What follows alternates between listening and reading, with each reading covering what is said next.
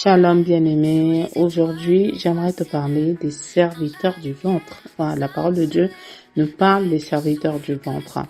Et en général, les serviteurs du ventre, ce sont des prédicateurs de l'évangile de prospérité. Alors, l'évangile de prospérité est souvent prêché comme un message de gain matériel et de richesse. Cet évangile déforme l'essence même de l'évangile de Christ. La parole de Dieu nous met en garde contre ceux qui utilisent le ministère comme un moyen de satisfaire leurs propres désirs. En Philippiens 3, au verset 19, il est écrit « Leur Dieu, c'est leur ventre. Ils mettent leur gloire dans ce qui fait leur honte. » Ces serviteurs du ventre, ils prêchent un message centré sur les biens terrestres, détournant les cœurs de la véritable richesse spirituelle. En général, les gens, écoutent ces personnes ou bien les suivent parce que ils courent derrière les miracles.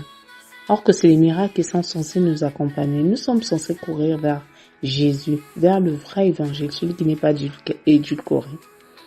Alors, bien-aimé, sache que Jésus n'a jamais promis la richesse matérielle, mais une vie en abondance.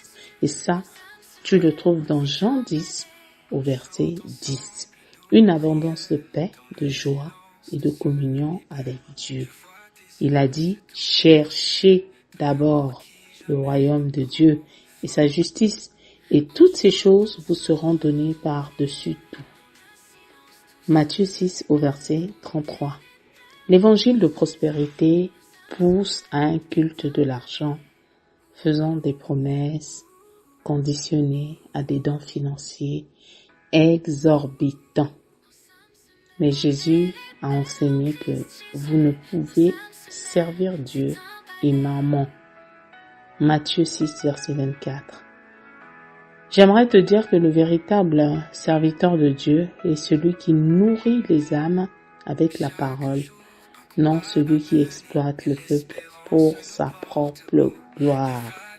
Alors, un encouragement pour toi et moi, et pour ceux qui nous écoutent, recherchant la vérité de l'évangile, celle qui nous pousse à aimer Dieu pour qui il est et non pour ce qu'il donne.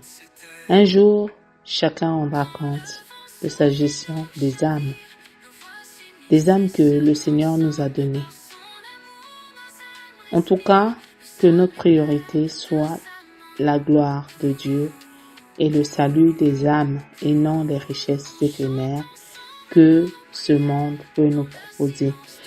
Et j'espère que ce message a touché quelqu'un. Et si ce message t'a touché, n'oublie pas de le partager avec quelqu'un qui en a besoin. Demeure béni.